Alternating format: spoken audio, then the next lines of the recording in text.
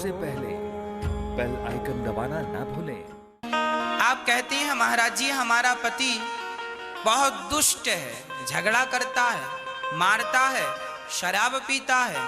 माना कि आपका पति शराबी है, दुष्ट है, पर फिर भी आपका पति है। इसलिए पत्थर में यदि भगवान को देख सकती हो तो पति में भी भगवान को देखने का अभ्यास करो। जो पति कर रहा है उसके कर्मों का फल उसे मिलेगा, जो आप कर रही हो वो आपके कर्मों का फल आपको मिलेगा। इसलिए पति के साथ बुरा व्यवहार ना किया जाए, नहीं तो उसका दंड मिलेगा। और पुरुष को भी चाहिए कि पत्नी के साथ बुरा व्यवहार ना हो, नहीं उसका भी दंड हमें मिलता है। अर्थात पति और पत्नी कैसे हों? भगवान राम और सीता, भगवान राम और सीता कैसे रहते थे? एक दूसरे के पूरक हैं। पत्नी हमेशा पति की पूरक रही है और पति हमेशा पत्नी का पूरक रहा है। अकेली स्त्री भी किसी काम की नहीं और अकेला पुरुष भी किसी काम का नहीं। दोनों जब मिलते हैं तो 100 होते हैं, नहीं तो 50-50 हैं। इसलिए आप दोनों शक्ति हैं, अकेले नहीं। भगवान राम और सीता दोनों पति पत्नी थे, कितने आनंद से रहते थे। कृष्ण और रुक्मणी कितने आनंद से रहते थे। कृष्ण और राधा, राधा भी पत्नी है भगवान की, विवाह हुआ है। राधा के साथ कृष्ण कितने आनंद से रहते, आज भी मंदिरों में राधा के साथ ही खड़े हैं। जब भगवान अपनी गृहस्थी बड़े आनंद से चलाते हैं तो भगवान हम लोगों को यही तो संकेत देते हैं, तुम भी गृहस्थ में रहो, पर गृहस्थी तरीके से चलाओ। पति कोई गलती करे तो पत्नी उसे समझाए, उसे कहे बात सही है, पर झगड़ा ऐसा ना हो कि आपके रिश्तों में खटास आ जाए। पत्नी गलती करे तो पति समझाए, इतना झगड़ा ना करो कि रिश्तों में खटास आ जाए। पति कुछ कहे तो पत्नी को चुप रहना चाहिए और पत्नी कुछ कहे तो पति को सह लेना चाहिए। गृहस्थी की गाड़ी समझदारी से चलती है। कई बार पत्नियों को बुरा लग जाता है, पति ने डांट दिया, पत्नियां मुंह फुलाए बैठी हैं। बहुत ज्यादा डांट दिया तो झोला उठा के ससुर मायके।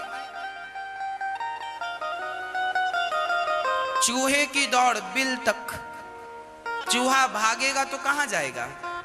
बिल में। स्त्री भागेगी कहां जाएगी? मायके। समाधान नहीं है इससे।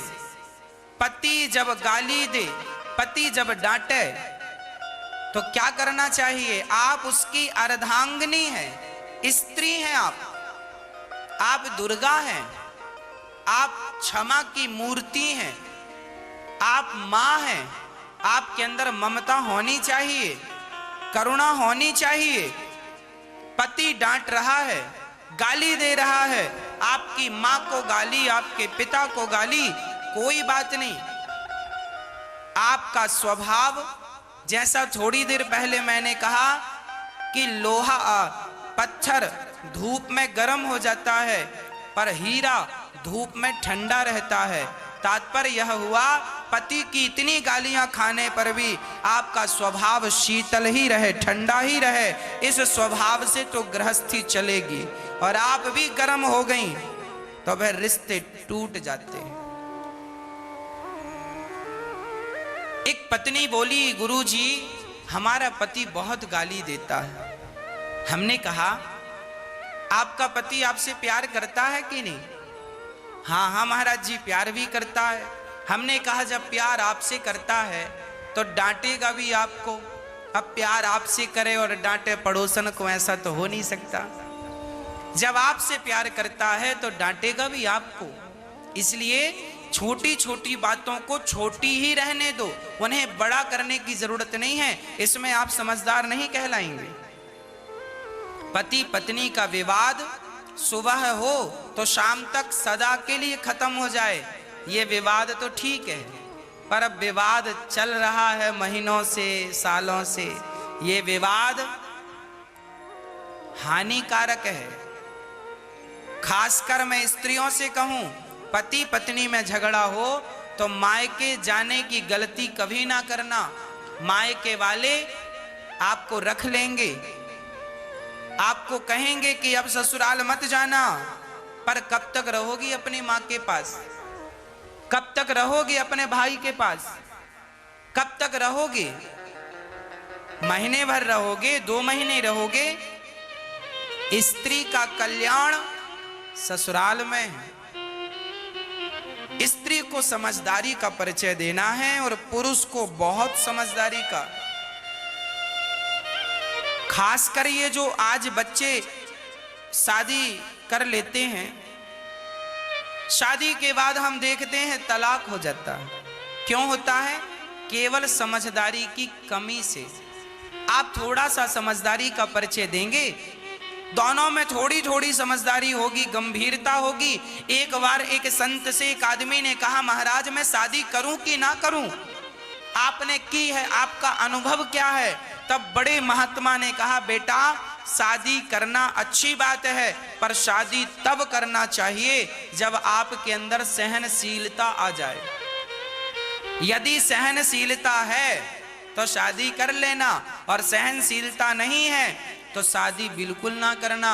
शादी के बाद सहन करना पड़ता है, पत्नी की भी सहन करना पड़ता है, पति की भी सहन करना पड़ता है, परिवार की भी सहना पड़ता है। शादी कर लोगे, पति पत्नी आप हो, कल भाई ताना मारेगा, कमाता कुछ नहीं है, खाता रहता। जिठानी ताना मारेगी, देवरानी ताना मारेगी, कुछ कमाता धमाता नहीं है, खाती रहती है, टुकड़ों पे पलते रहते हो। कोई भी कुछ भी कह सकता है। इन सारी बातों को सहन करना चाहिए, और सहन करते हुए अपनी गृहस्थी बड़े आनंद से चलाना चाहिए।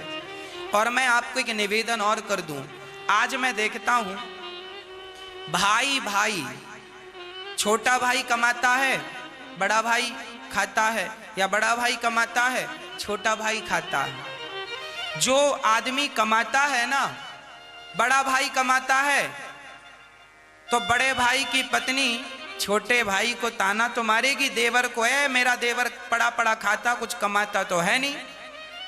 इसलिए मैं कहता हूं, आपको किसी के टुकड़ों पे पलने की जरूरत नहीं है। आपकी भौजाई आपको ताना मार रही है, आपका भाई आपको ताना मार रहा है, ठीक मार रहा है। क्यों नहीं कमा कर खा रहे हो? क्यों तुम दूसरों के टुकड़े पे पल रहे हो? अरे दूसरों की हलवा पूड़ी और खुद की कमाई की बासी रोटी खाकर नमक के साथ रहो, पर अपनी कमाई का खाओ। दूसरों की कमाई के 56 भोग भी खाने नहीं चाहिए। बड़ा भाई कमाता है, छोटा भाई पड़ा पड़ा खाता है, स्वाभाविक कहेगा ठीक कहता है। बड़ी भौजाई कहती है ठीक कहती है, तुम कमा कर क्यों नहीं खा रहे हो? और बाद में रोते हो, हमारी भाभी ने ये कहा वो कहा। अरे भाई ठीक कहा, क्यों पड़े हो? क्यों नहीं कमाते हो? इसलिए शादी करने के पहले भी आप ये निर्णय कर लीजिए कि आपकी पत्नी को आप क्या खिला पाएंगे अपनी कमाई से, क्या उसे कपड़े पहना पाएंगे अपनी कमाई से, क्या अपने बच्चों को अच्छे स्कूल में शिक्षा दे पाएंगे। यदि इतनी व्यवस्था है, आपके अंदर कुछ करने की ताकत है, तो विवाह करो। दूसरों के भरोसे में पत्नियां ना लाया करो कि मेरा भाई कमाता है तो मैंने शादी कर ली, भाई के टुकड़ों पे पलता रहूंगा। पहले अपना सेल्फ हो जाओ, अपने पांव पे खड़े हो जाओ, कुछ कर लो, अपनी पत्नी को खिला सको तो कर लो। इसलिए विवाह करने के पहले बहुत विचार करना चाहिए। और लड़की के पिता को भी विवाह करने के पहले यह विचार करना चाहिए, जिसके साथ आप अपनी लड़की का विवाह कर रहे हैं वो 2 पैसा कमाता है या नहीं। यदि कमाता है, वो करोड़पति नहीं है चलेगा, पर 2 रोटी कमाने की ताकत रखता हो अपनी मेहनत से, तो बेटी का विवाह कर देना। और आपने ये सोचकर कर दिया कि 2 भाई हैं, 3 भाई हैं, 4 भाई हैं और बाप की संपत्ति तो है ही, और बड़ा भाई तो सरकारी नौकरी पे है और छोटा भी है, और बीच वाले से कर दो तो बड़ा और छोटा कब तक खिलाएगा। इसलिए सेल्फ जिंदगी अच्छी है। ये गृहस्थी के छोटे छोटे से नियम हैं। इन नियमों को फॉलो करते रहोगे, पैसे कमाते रहोगे, परिवार का भरण पोषण करते रहोगे तो आनंद बना रहेगा, और दूसरों के टुकड़े में पलोगे और भ्रष्टाचार गलत करोगे तो भी घर में विवाद होगा। इसलिए जितनी ईमानदारी से आप कमाते होंगे, जितनी ईमानदारी से आप खाते होंगे, आप उतने सुखी होंगे, और जितनी बेईमानी से कमाकर खाते होंगे आप उतने दुखी होंगे। गृहस्थी के कुछ फंडे हैं, उन नियमों को फॉलो कीजिए। गृहस्थी समझदारी का विषय है। मैच्योर हो जाना ही गृहस्थ, जब तक मैच्योर ना हो गृहस्थ आश्रम में प्रवेश ना करना, नहीं तो दांतवा सब टूट जाएंगे, ऐसी ठोकर लगेगी। थोड़ी सी समझदारी। इसलिए कहते हैं अपने बच्चों को कथा सुनवाया करो, हम ही उनको मैच्योर कर देंगे, कथा सुना सुना के शादी के योग्य हो जाएंगे। कैसे गृहस्थी चलानी है सब सीख जाएंगे, कैसे रिश्ते निभाने हैं समझ जाएंगे। इसलिए जरूरी है कि आप पति पत्नी समझदारी से अपना गृहस्थ जीवन चलाएं। पति को चाहिए पत्नी का सम्मान करे। एक सज्जन हमसे बोले, गुरुजी हमारी पत्नी बीमार रहती है, क्या हम उसकी सेवा कर सकते हैं? एक पत्नी हमसे बोली, गुरुजी हमारे पति, हमारा सिर में दर्द रहता है, सिर दबाते हैं, हमसे उठा बैठा नहीं जाता, तो घुटनों में तेल हमारे पति लगाते हैं, क्या हमें पाप लगेगा? हम पति से सेवा करवाते हैं, क्या हमें पाप लगेगा? हमने कहा नहीं। जैसे पत्नी का धर्म है कि पति की सेवा करे, यदि भगवान ना करे आपकी पत्नी पर कोई संकट आ गया तो पति ही तो उसकी सेवा करता है। मतलब पति और पत्नी एक दूसरे के पूरक हैं। केवल पत्नी सेवा करे पति की ऐसा नहीं है। यदि पत्नी पर कोई आपत्तिकाल आ जाए, विपत्ति आ जाए, शारीरिक कष्ट आ जाए,